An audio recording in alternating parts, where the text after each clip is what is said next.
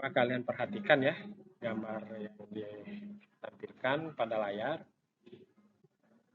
Sana ada api unggun yang dikelilingi oleh peserta perkemahan pramuka. Maka panas yang dihasilkan dari api tersebut akan menyebar dan menghangatkan badan daripada peserta kegiatan. Hal tersebut menunjukkan bahwa panas dari api unggun berpindah menuju lingkungan sekitarnya. Dalam ilmu kimia, panas itu sama dengan kalor. Nah, ini dapat dideteksi dengan indikator suhu, di mana semakin tinggi suhu, semakin tinggi kalor yang dimiliki suatu benda. Nah, kita lanjutkan dengan hukum termodinamika atau lebih dikenal lagi dengan hukum kekekalan energi, di mana berbunyi energi tidak dapat diciptakan atau tidak dapat dimusnahkan, karena energi hanya dapat berubah dari bentuk yang satu ke bentuk energi yang lainnya. Sedangkan total energi yang dimiliki oleh suatu benda disebut dengan energi dalam atau dilambangkan dengan E. Ya. Besarnya energi dapat ditentukan bila zat tersebut mengalami perubahan energinya atau dilambangkan dengan delta E, ya, berarti perubahan energi. Maka delta E sama dengan Q ditambah W. Oleh besarnya kalor yang dimiliki oleh benda tersebut. Secara matematis dituliskan delta E sama dengan Q. Nah, delta E ini dalam termodinamika ya dikenal pula dengan istilah entalpi, yaitu jumlah total energi dari suatu sistem yang diukur pada kondisi tekanan tetap. Maka delta H sama dengan Q. Ya.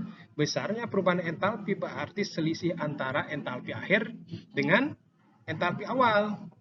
Nah, secara matematis kita tuliskan delta H sama dengan H akhir dikurang dengan H awal. Sekarang kita lanjutkan dengan sistem dan lingkungan.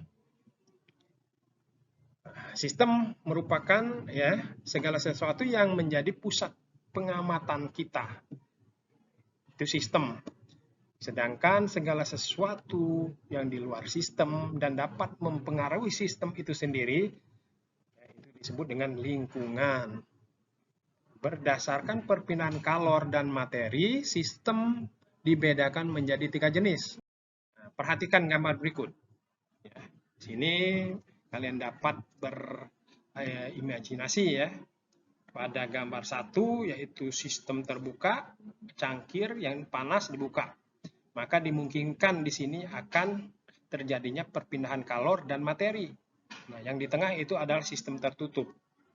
Kalornya berpindah, tetapi materinya tidak dapat berpindah. Kemudian ada termos sebelahnya, yaitu sistem terisolasi.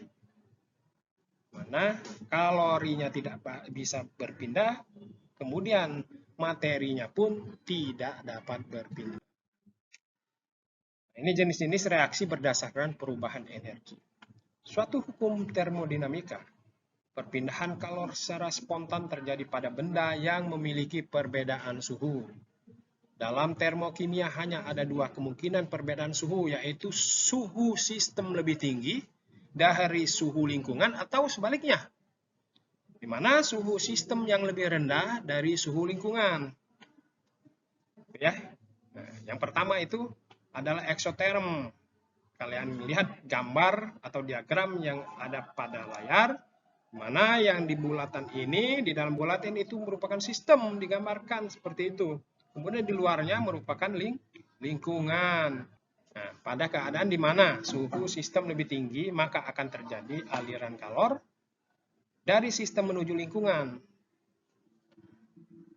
Kalor mengalir dari sistem menuju lingkungan. Itu disebut dengan reaksi eksoterm. Kemudian besarnya entalpi pada keadaan seperti ini, yaitu entalpi awal kan lebih besar, sedangkan entalpi akhirnya kan lebih kecil. Maka delta H sama dengan H akhir dikurang dengan H awal.